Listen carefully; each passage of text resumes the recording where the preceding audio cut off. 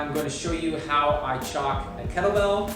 I have a pretty basic system for how I go about doing it, and there's a few criteria that I need to make sure are in place to ensure that my kettlebell is chalked exactly the way I want it. Generally speaking, when we're chalking a kettlebell for kettlebell sport, we want a fairly thin layer. We don't want big chunks to be flying off in the middle of our set or anything like that.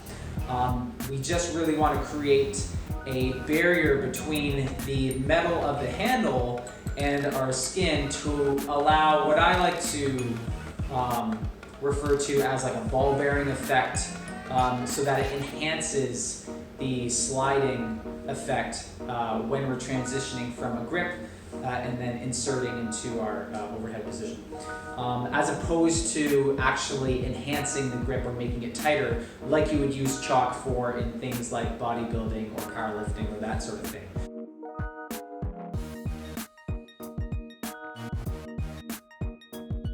We don't really use chalk for the same reason. The big difference, of course, being that we're actually chalking the handle itself. Now, before we get started, you want to make sure that your kettlebell is not super new. I have experienced situations before where the kettlebell that I was supposed to use for competition actually still had a clear coat on the handle, and it took me half an hour to get it sanded off before I had any chance of having any sort of grip whatsoever. So the handle should be bare, it should be virgin, there shouldn't be any topical application of like a clear coat or anything like that. The other thing is that it shouldn't be super polished or new, even if it's just bare metal. If it's really smooth and really new, it's not going to hold the chalk that well.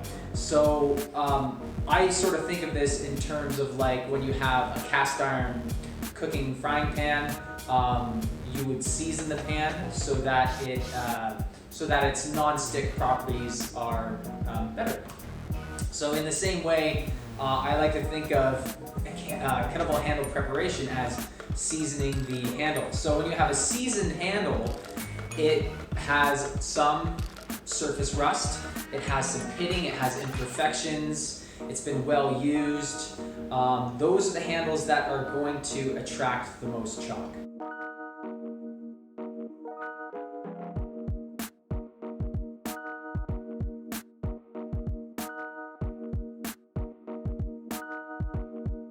One of the easiest ways that you can season your kettlebell handle is actually just leave it outside in the elements. As you can see, there's a pretty clear difference between this kettlebell and this kettlebell. This one is very much rusted, which has caused some imperfections in the surface of the handle. It's a bit rough right now, but with some sandpaper, you can smooth that out, leaving a surface that has just enough imperfection for applying chalk. You could apply chalk directly to this handle, but you'll probably run into some issues where the chalk won't apply very evenly and it may even start to flake off.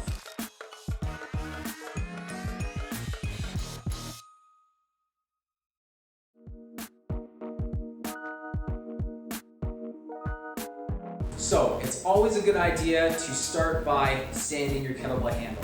I have had other instances where I have been lazy on that front and I have grabbed a kettlebell at a competition that still had patches of chalk on it. Basically what happened was I saw the kettlebell, it had a good layer of chalk, but it was worn away from the previous set. But looking at it, I was like, okay, obviously this particular kettlebell can hold chalk really well, so I'm just gonna fill in the gaps with chalk.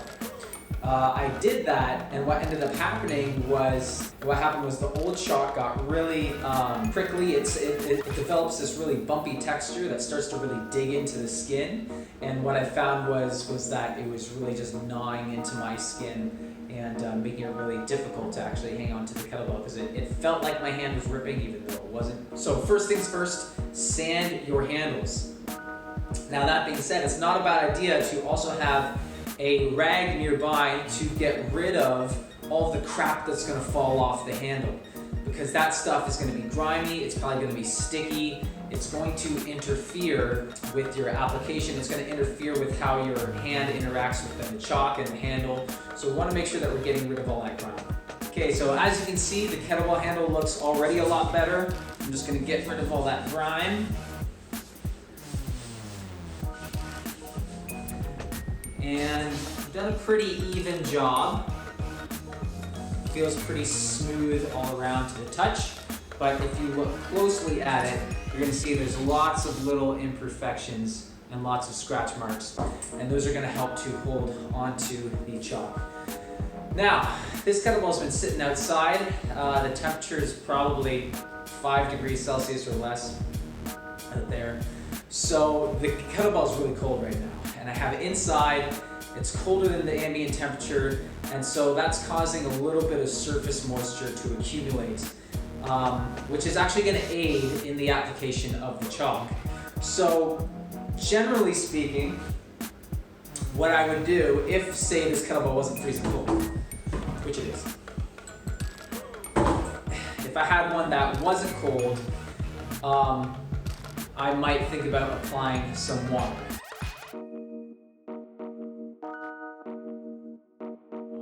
Now, there's a good way and a bad way to apply water to the kettlebell handle. Now, the one thing that you don't really want to do is just spray the handle. Now, at the beginning, it's fine. So, I mean, you could spray a cloth, would be the best way here. And just get a little bit of moisture on that handle, and then start to apply some chalk. Now, when you apply the chalk, it's not a mistake, but don't be ginger with how you apply the chalk. You need to dig it into the handle. So, I'm gonna get a little bit of chalk, and I really want to dig this in. There's still a few polished aspects to this handle that aren't going to pick up any chalk, but that's okay. You'll get the gist of what's happening here. So again, really dig it in. Now, generally speaking, most people looking to chalk their kettlebell handle for kettlebell sport are not going to be quite happy enough with this application. It's very, very thin, and as we can see, there are still some bare spots, which we're likely not really going to be able to get around with this polished up handle. But the mistake that people will usually make from here is they will start spraying the handle directly and then adding more chalk. So the problem that will happen is that the chalk that you start to apply next will apply really well to the droplets, to the spots that have water, and not well to all the other spots in between, causing this really uneven surface. So what we want to do instead, or what I typically do instead, is I will actually spray my hands, rub that in a little bit. I'll get a big handful of chalk and really coat my hands. And then get a little bit more chalk. And then I will get to work adding that chalk. And for me, I find it usually only takes one spray, and then I have a good base. And then I can just continue to add dry chalk. But if I feel like I'm having trouble with it, I may try spraying my hand again. But as you can see, I'm getting good buildup on the spots that aren't very polished. So, I mean, that's the basic application. You can just keep working on it and really digging it in. And then you should end up with a good finished product. Let me show you how much better this one is gonna have chalk fluff. Now, I'm not gonna spray this or wet this down at all because this is the cold handle. We're just gonna get a little bit of a base. See how easily that goes on? Really even shaven.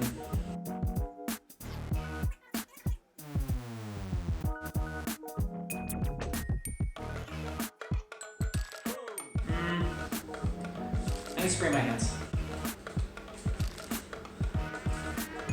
Try not to get anything on my hand. So I'm gonna work that in and get some chalk. Coat my hands.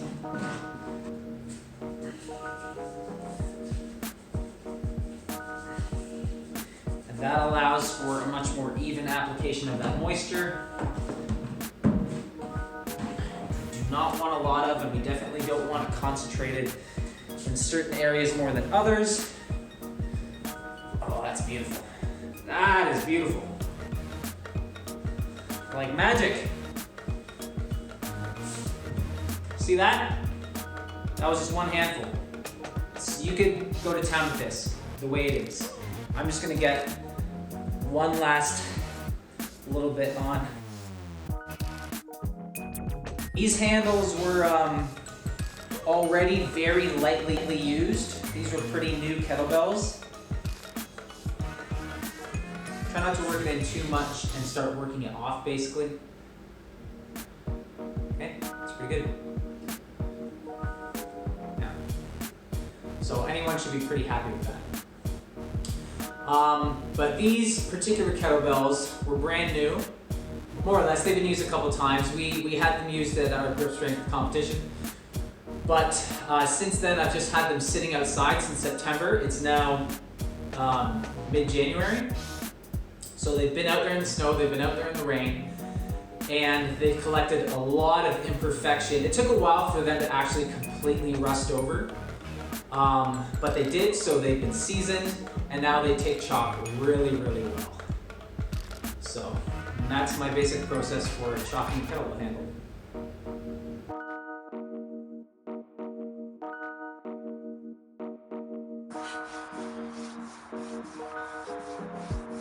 Advantages. It looks white. And then disadvantages. It feels horrible. It's rough. It's uneven. You can feel actually chunks coming off of it as you touch it. It is underneath. It's not very thick underneath, so that's why it feels smooth. So it's uneven. It should be a smooth white all the way around. Not bumpy. Not bumpy. It should be consistent, so it's not consistent. That's why it feels better underneath than on top. I wasted a lot of chalk.